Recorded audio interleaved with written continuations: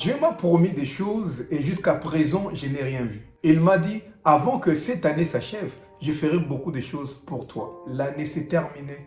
Je n'ai rien vu. Il m'a dit dans 2 ans, dans 5 ans, il va agir. Voilà, les 2 ans, les 5 ans se sont écoulés, mais malheureusement, rien de spécial. Alors on se pose la question, Dieu m'avait-il menti ou c'est moi qui n'avais pas bien compris le message de Dieu? Rassure-toi que Dieu n'est pas un homme pour mentir, ni le fils de l'homme pour se repentir, comme nous dit la Bible. Lorsque Dieu promet, Dieu réalise toujours. Mieux vaut pour toi que Dieu ne parle pas. Mais si Dieu parle, Dieu les réalise toujours. Mais pourquoi est-ce que parfois Dieu nous dit des choses et au bout d'un moment, on remarque que ce n'est pas ce qu'il nous a promis. On vit des choses contraires à ce que Dieu nous avait dit. Ce qu'il nous a dit ne se réalise toujours pas. Alors c'est quoi les problèmes? C'est ce dont on va parler dans cette vidéo. Like déjà la vidéo pour permettre à ce que la plateforme la montre aussi à d'autres personnes. Allons-y. Suis-moi très bien. Il y a 2 choses que tu dois comprendre dans cette situation. C'est pourquoi tu as intérêt de nous suivre jusqu'à la fin parce que la deuxième chose est très aussi capitale. La première des choses que tu dois comprendre, Dieu reste souverain. C'est vrai que Dieu t'a promis, mais n'oublie pas que Dieu reste souverain. Donc, Dieu peut te dire aujourd'hui, voilà, je ferai telle chose dans 1 semaine. Dieu peut les réaliser dans 1 semaine ou bien après aussi 2 semaines. Dieu peut te dire dans 2 ans, je ferai ceci et Dieu peut les réaliser aussi dans 3 ans, bien après 4 ans aussi, parce que Dieu reste souverain. Moïse est venu dire aux enfants d'Israël, le Dieu de nos pères m'est apparu. Il m'a dit, il est descendu pour nous délivrer. Pharaon enfin va nous laisser partir. Oh, trop, c'est trop. Le moment est arrivé où nous devons partir de l'Égypte. Ah, Moïse, c'est Dieu qui t'est apparu. Oui, quel Dieu ça? Le Dieu de nos pères qui s'appelle Jésus. Moïse, nous, on n'y croit pas. Prouve-le. Qu'est-ce qui prouve réellement que Dieu t'a envoyé? Ah, ok. Moïse fait tous les signes que Dieu lui avait ordonnés. Il jette son bâton et son bâton change en serpent. Les enfants d'Israël disent, waouh, sûrement c'est Dieu qui l'a envoyé. Nous croyons en toi, Moïse. Va dire au Pharaon de nous laisser partir. Moïse est parti dire au Pharaon. Malheureusement, Pharaon refusa de les laisser partir. Et Pharaon redouble encore les corvées des enfants d'Israël. Les enfants d'Israël se sont dit, non, ça ce n'est pas vrai. Moïse, tu nous as menti. Parce que si réellement c'était Dieu qui t'est apparu et c'est Dieu qui t'avait ordonné pour parler à Pharaon de nous laisser partir, sûrement Pharaon allait nous laisser partir. Mais nous, on a vu le contraire et on ne croit plus que c'est Dieu qui t'est apparu. Et vous allez voir, après cet événement, les enfants d'Israël avaient du mal pour croire encore à Moïse.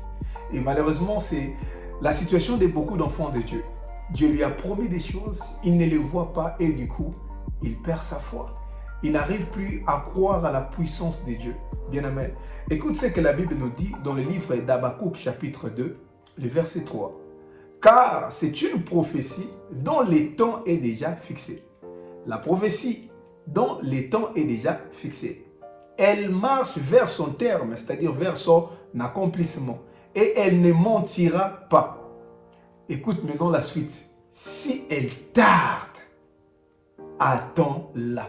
Car elle s'accomplira certainement.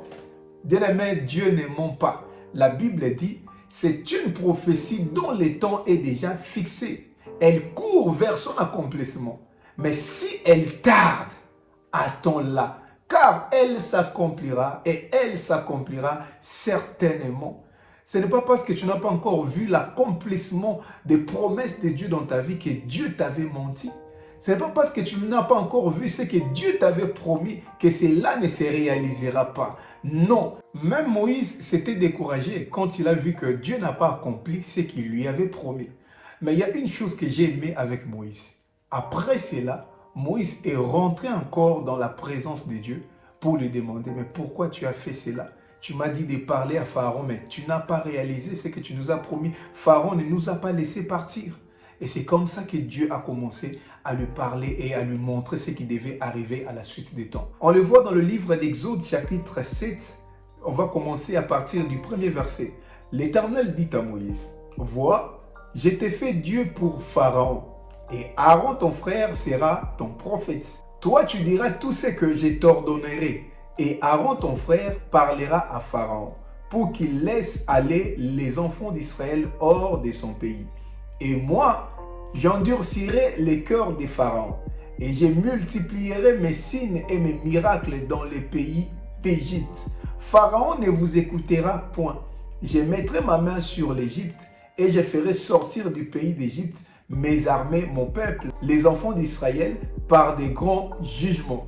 Oui, bien-aimé, c'est vrai que tu dois attendre la promesse de Dieu. Mais on n'attend pas la promesse de Dieu, l'accomplissement de la promesse de Dieu, tout en croisant les bras. Non, bien-aimé, tu dois demeurer dans la prière. Tu dois encore prier pour demander à Dieu. Mais pourquoi tu ne les réalises pas? Peut-être Dieu va encore t'orienter autrement. Peut-être Dieu va te montrer encore ce qu'il ne t'avait pas montré avant. Ces jours-là, nous l'avons vu.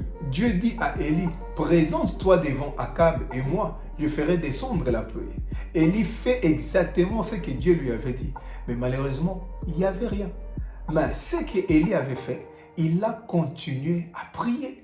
Il a prié une fois, il n'y avait rien. Deux fois, il n'y avait rien. Et jusqu'à la 7e fois, la pluie était descendue. Bien-aimé, n'arrête pas de prier. Lorsque Dieu te promet et tu ne vois pas encore l'accomplissement, bien-aimé, n'arrête pas de prier. La deuxième raison pour laquelle beaucoup d'enfants de Dieu ne voient pas l'accomplissement des promesses de Dieu dans leur vie, c'est que beaucoup ne comprennent pas. Lorsque Dieu te fait une promesse, Dieu ne se limite pas seulement à la promesse, mais Dieu te donne aussi une liste de choses à accomplir. Dieu te dira sa part, il te montrera aussi ta part. Oui, c'est vrai, Dieu t'a dit que cette année ne va pas se terminer et je ferai ceci pour toi. Mais quelle est ta part? Quand vous lisez la Bible, vous allez voir que là où Dieu donne la promesse, il donne toujours une liste de choses à accomplir. Prenons les cas par exemple de Josué. Dieu lui a promis beaucoup de choses. Il lui dit, je serai avec toi comme j'ai été avec Moïse. Tous lieux fouleront les plantes de tes pieds, je te les donnerai en possession. Il lui a dit beaucoup de choses. Mais juste à côté, il lui a dit aussi les choses que Josué devait faire. Que ces livres de la loi ne s'éloignent pas de ta bouche, médite les jours et nuits, c'est alors que tu réussiras. C'est alors que tu auras du succès dans tout ce que tu vas entreprendre. C'est toujours le cas. C'est vrai que Dieu t'a promis, mais qu'est-ce que Dieu t'a dit? Quelle était ta part? Peut-être tu devais beaucoup prier pour que Dieu l'accomplisse. Peut-être tu devais marcher aussi dans la sanctification. Souvent, ça fait rire. Lorsque tu vas sur les réseaux sociaux, un message, un post. Voilà, nous sommes presque à la fin de l'année. Ça nous reste juste 5 jours.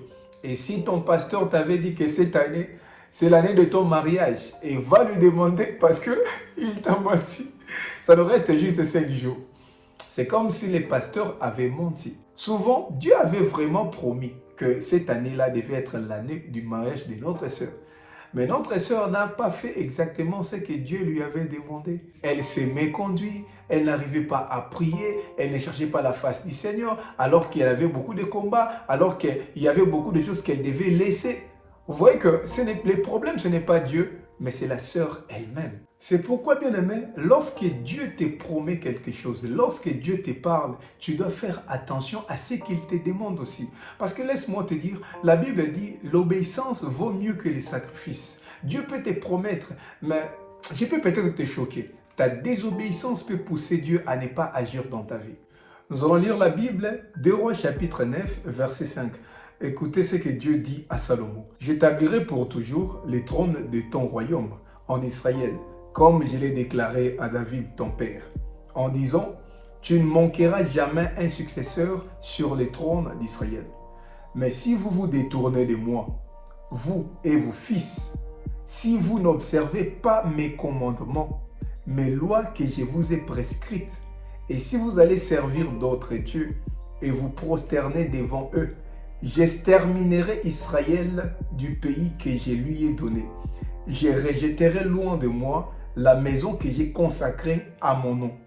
Et Israël sera un sujet de sarcasme et de raillerie parmi tous les peuples. » Vous voyez, c'est toujours le cas. Dieu promet à Salomon les bonnes choses qu'il devait faire s'il obéissait à ses lois. Et Dieu lui dit maintenant ce qui allait arriver au cas contraire. Et malheureusement, Salomon avait bien commencé, mais il a mal fini. Il a épousé tellement beaucoup de femmes et ces femmes-là ont tourné son cœur vers d'autres dieux. Et allez lire la Bible pour voir comment Dieu a déchiré le royaume d'Israël.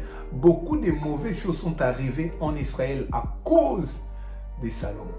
Oui, bien aimé, je réponds encore, la Bible dit l'obéissance vaut mieux que les sacrifices. Lorsque tu obéis à Dieu, bien aimé, notre Dieu est fidèle. Notre Dieu est fidèle à lui-même. Notre Dieu est fidèle à sa parole. Et notre Dieu est fidèle à nous.